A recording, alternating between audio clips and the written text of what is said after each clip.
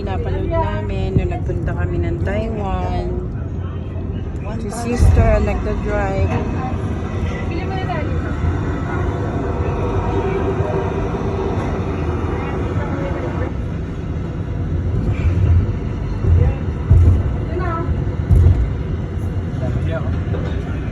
Dahil nga, pagod na kami yan eh.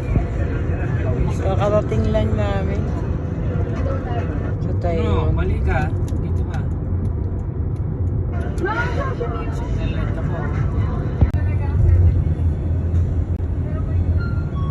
Ayan na, linaw na. Yan. Ayan yung vlog ni Ate Chow. Pinapanood namin nung nagpunta kami ng Taiwan.